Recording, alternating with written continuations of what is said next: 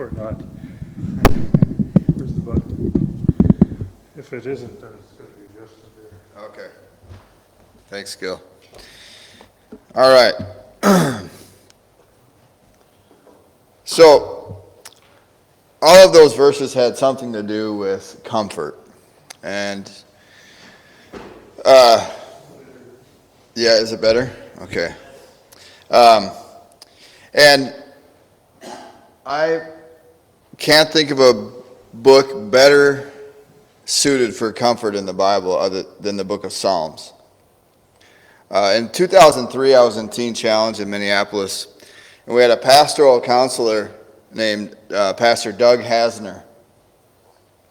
And he would frequently come into our classes, and he would stand and kind of get everybody's attention, and they'd all be kind of gathered around him, and he would say, "Find yourself in the Psalms." And even if you ever saw him in the hallway, that was kind of the thing. "Hey, Pastor Doug, find yourself in the Psalms." Yes. He was passionate about that. And then he would get us all gathered around him, and he'd read one of the Psalms that really impacted his life, and we would, he would share with us kind of what it meant to him. And I've never forgotten that in 21 years. It served me pretty well in the last 21 years of trying to follow the Lord. So what is a psalm? The Webster's Dictionary says a psalm is a sacred song or hymn, in particular any of those contained in the biblical book of Psalms, and used in Christian and Jewish worship. A collection of religious verses sung or recited in both Jewish and Christian worship. Many are traditionally ascribed to King David. Pastor Doug would always point out to us that our lives were going to be full of ups and downs, especially as a professing follower of Jesus Christ. You're going to have a lot of tests and trials. Things were never going to go the way you planned all the time, and so you needed to have a place where you could find comfort during those times, no matter what you were going through.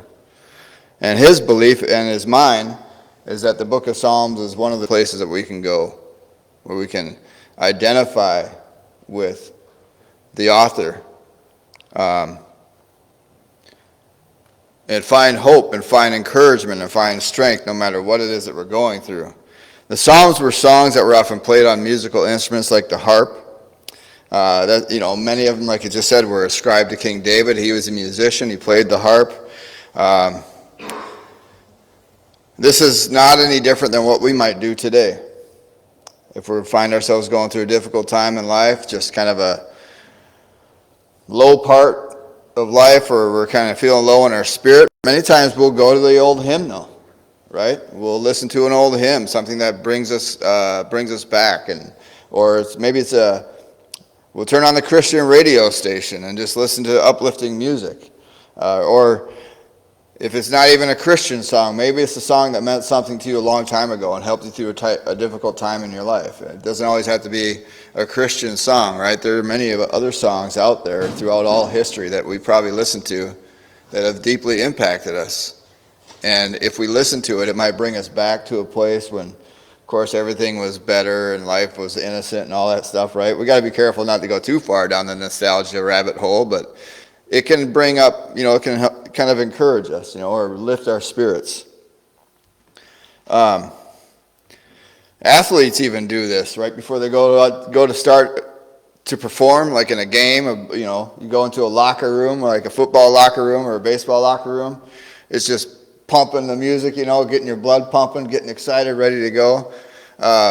Or some guys are a little more introspective. They'll put on the headphones and they'll just kind of listen to their own personal music to kind of get them motivated to go out and do the things they got to do. And the Psalms are just like that. The Psalms, whether we just read them in the context that we have them in the Bible right now, or maybe you're someone who likes to sing them. I know many people have taken a psalm and they've made a song out of it. Their own version of the song. Unfortunately, I don't think we have the sheet music that David had when he was playing these songs back in the day, but so people like to try to imagine what it might have sounded like, and they'll sing that to themselves to encourage themselves or to give themselves direction. There's a story in the Bible that tells us about the effectiveness of psalms or a song. It's found in 1 Samuel chapter 16. Verses 14 through 23, it says, "Now the Spirit of the Lord left Saul, and an evil spirit from the Lord terrified him. Saul's servants then said to him, 'Behold, now an evil spirit from God is terrifying you. May our Lord now command your servants who are before you. Have them search for a man who is a skillful musician on the harp.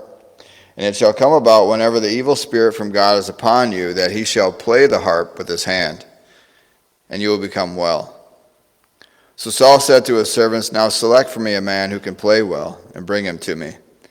Then one of the young men responded and said, 'Behold, I have seen the son of Jesse, the Bethlehemite, who is a skillful musician, a valiant mighty man, a warrior, skillful in speech, and a handsome man. And the Lord is with him.' So Saul sent messengers to Jesse to say, 'Send me your son David, who is with the flock.' And Jesse took a donkey and loaded with bread and a jug of wine, and he took a young goat and sent them to Saul by his son David. Then David came to Saul and attended him, and Saul greatly loved him, and he became his armor-bearer. So Saul sent word to Jesse, saying, 'Let David now be my attendant, for he has found favor in my sight.' So it came about, whenever the evil spirit from God came to Saul, David would take the harp and play it with his hand, and Saul would feel relieved and become well, and the evil spirit would leave him."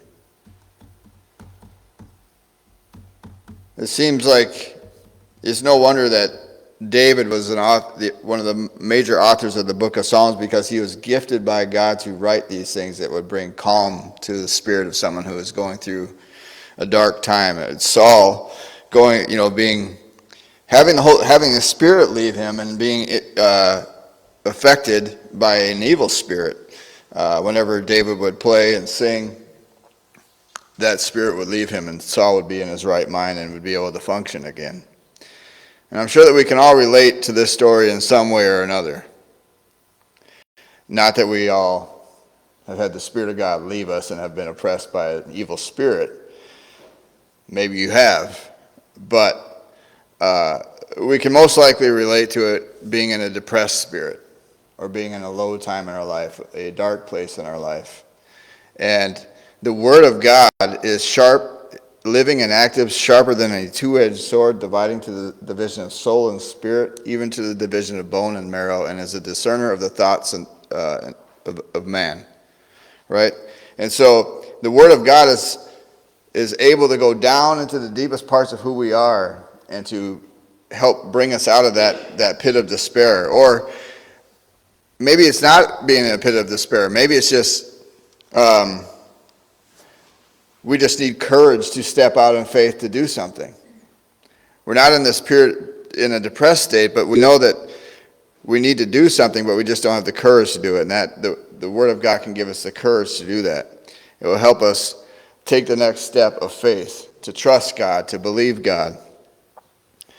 Over and over again, you hear David talking about how much is coming against him. "How long, O Lord, will you let my enemies prevail against me? How long, O Lord, will you make me allow this heaviness to be upon me?" And then he inevitably comes to the end where he reminds himself of how good God is and how he has come through time and time again all throughout his life.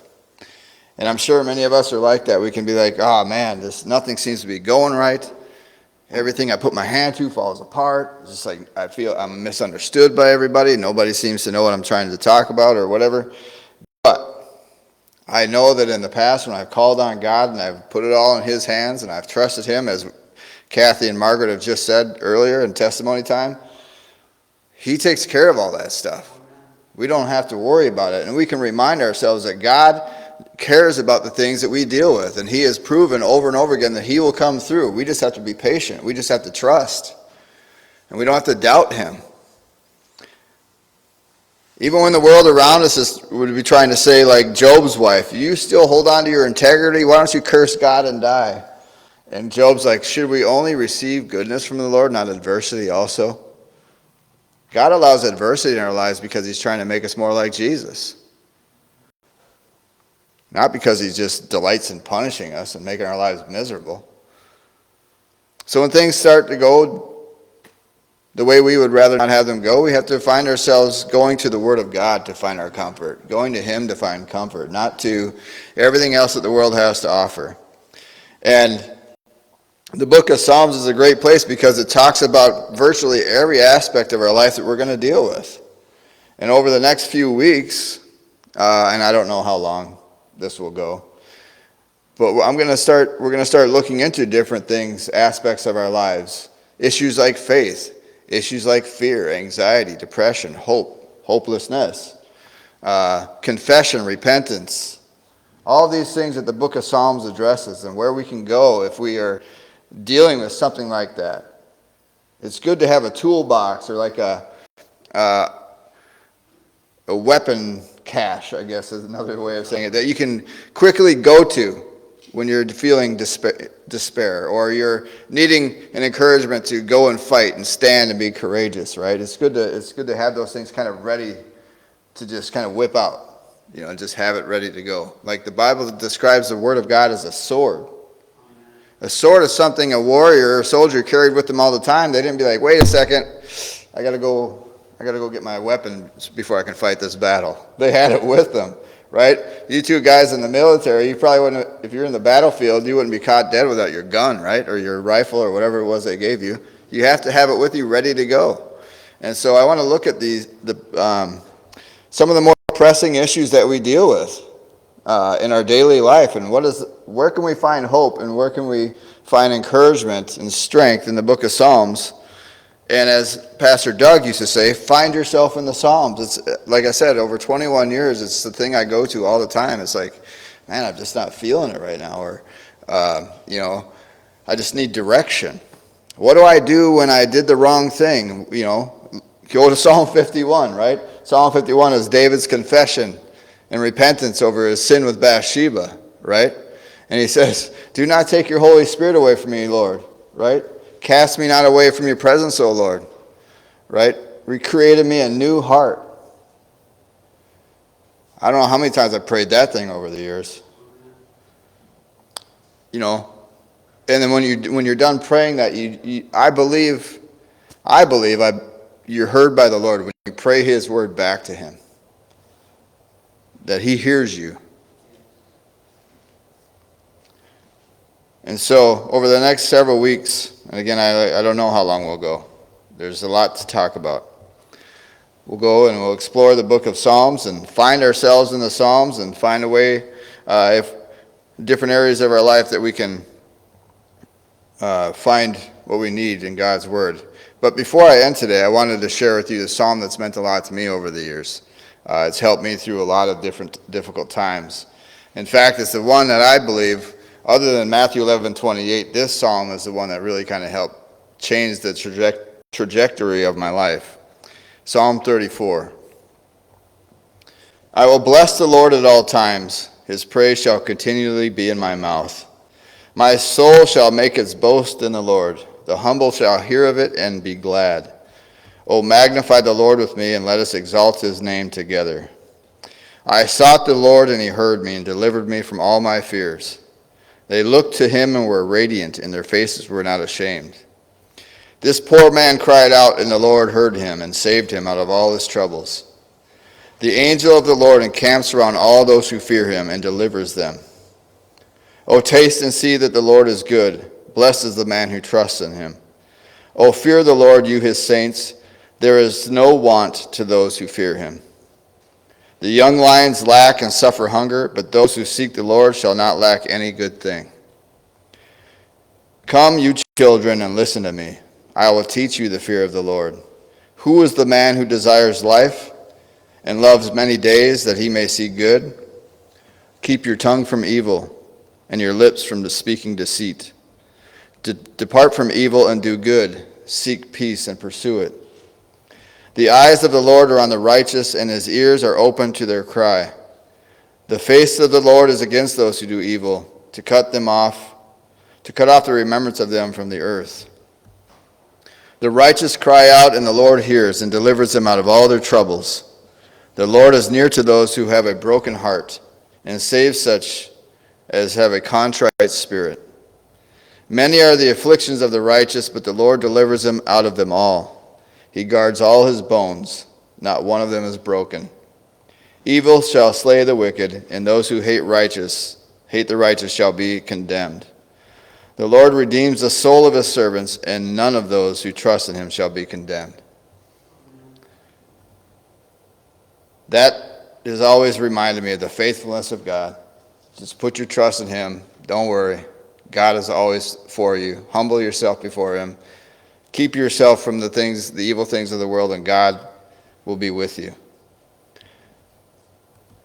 So, with that, I'm going to end this message, but like I said, in the coming weeks, we'll dive more into the book of Psalms in depth and specific areas and topics that it addresses. But I'm going to end with a word of prayer, and then we have one last song. This song is called Psalm 23, and it's probably not one that you've heard, but I thought it was fitting to play it with this message. So, Heavenly Father, we thank you, God, that we can run to your word and we can find everything that we need in it. God, I thank you, God, that we can find ourselves in the Psalms, Lord, and we can find a place where we can relate to the daily trials and the victories and all of the aspects of daily life as a human being, God. We can find ourselves in it, and we can also find hope. We can find strength and courage. Lord, I pray that as we go through your word in the book of Psalms, God, it will become more and more alive to us. And I pray that, God, that you would put it on the hearts of each one of us, God, to share maybe a psalm that has meant so much to us in the coming weeks. That we can benefit from hearing how Psalms has impacted other people, God. Lord, your word is living and active, and we thank you that it's not just a bunch of words on a page. It has the ability to transform lives and to do the miraculous. And Lord, we just, again, thank you for your word in Jesus' name. Amen. So this song is new, so I don't expect anyone to know